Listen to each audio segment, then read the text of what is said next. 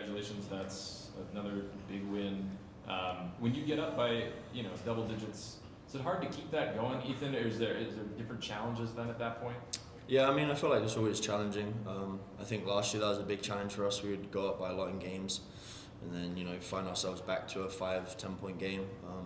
I think the returners this year have made a big emphasis when we do go up. I mean, on this non-conference, we've had a lot of games where we've been up by 30, but especially these first 2 conference games when we've been up by that much, we've kind of just put over the point that it's 0-0 and we can't let up, foot off the gas, because last year we did it and I feel like we kind of knew what that felt like. So yeah, I would say just kind of emphasizing that message to not let up. Coach, Ethan had a career high 25. What kind of a difference does it make when Ethan has a game like that? He's able to hit 4 threes, makes his free throws. To be honest with you, we've been waiting for it a little bit. He's been so good in practice. Teams have been keying on him a lot more. That's just the reality of basketball. When guys leave, like Jello and Steele, they're going to key on different guys, and so we've had other guys step up throughout the year, different guys, and so today was Ethan's turn, and if they play him one-on-one or they do normal ball screen coverage against our bigs, it's tough for that to work. Ethan, with you and Dane are even playing a little bit more on the court this year together and such. How is that possible and how is that going? Yeah, I think it was a big kind of emphasis going into off-season, just knowing that we both got to get faster, move our feet, be able to play perimeter defense, to be able to be out there on the court together. And I think we both kind of took on that challenge and we enjoy playing with each other because most of the time we practice is against each other. So yeah, I think being able to, especially in the Big Sky, to be able to have us 2 out there is just really hard to guard.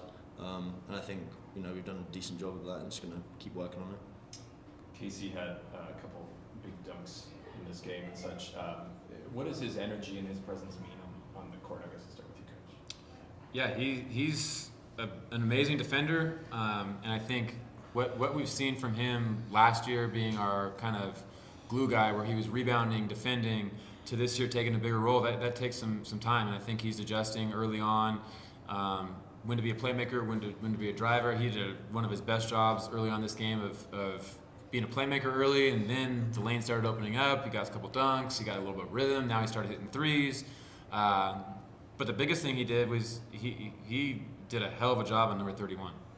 Powell is a really tough scorer. He was physical with him. The first 2 buckets he had were like, we blocked the shot, he got his own rebound, but after that, Casey was just in him and made his night miserable, and that's who Casey is. He's just a complete player.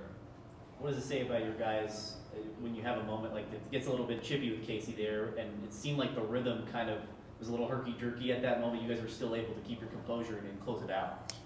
Yeah, I think, we try to put our guys in game situations in practice as much as we can. And we will stop practice, we'll stop a drill, but then as soon as that thing's over in 5 minutes, we got to get back to competing, and our guys are ready for that. Casey's a hell of a competitor, and it was just one of those competitive plays that happens, and we were able to bounce back. Ethan, offensively, the efficiency of what you guys have been doing, how huge has that been? And then to follow up on that defensively as well today. Yeah, I think just making defense our vocal point has helped us offensively. I think the looks that we're going to get in the Big Sky, especially these first 2 games, have been different than what we've had the first kind of 10 games of the season. And I think everyone on our team puts in a lot of work and trusts their offensive ability. So I think just being able to keep teams under 60 points and know that if we play defense and we go down the other end and kind of, see what we can get, I think that's why we've been so efficient. Coach, is that huge? From you're not going to shoot necessarily like that. Maybe it's unrealistic to think shoot over 50% every single game. So when those games do happen, to put defensive performances like this under your belt, how huge is that? It's what we want our identity to be. We've been an offensive program, we have offensive players, but defense travels, and for us to go to the NCAA tournament, we got to win on the road, we got to win in Boise, and that's what's going to carry us. Before or after Thursday's game, you talked a little bit about how Ethan and Casey maybe didn't have their best game, and you said kind of look out on Saturday. Turns out they were 2 of probably the bigger impact guys today. And a question for you, Coach, and also Ethan, how does that help you as a team root on the other guys as a player and as a coach, make sure that all the guys are invested and always locked in because they know tonight might be their night? Yeah, I think first of all, it speaks about the chemistry on this team. We've got a bunch of guys that are unselfish, that don't care whose night it is. For him to come back after he's been the guy that was coming back, that's on everyone's scouting reports, and he's been low maintenance. He hasn't been scoring a crazy amount of points that he's been more than capable of. You saw it tonight where he had 25. But he's been the one that's in everyone's ear, cheering people on.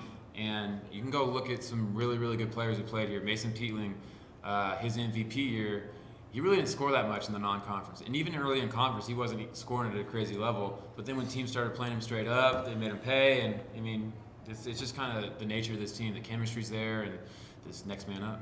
Ethan, from a player's perspective, how does knowing that everyone might have a night and everyone's rooting for each other on the bench all the time? Yeah, I think it's a big thing that we obviously emphasize when we recruit guys to, and all the returning guys. I think everyone just kind of has that. No one has that selfishness within the team. And if there's one night where I'm not scoring as well, and I look out in the corner, there's Dane and Lawan, and the other day, and they're playing really well. I feel like being able to cheer those guys on and know that they can step up when me and Casey might not have a good night is huge, and kind of vice versa. So I think just being able to have that throughout the team, throughout the 6-7 guys that have been scoring, I think it carries, and spreads.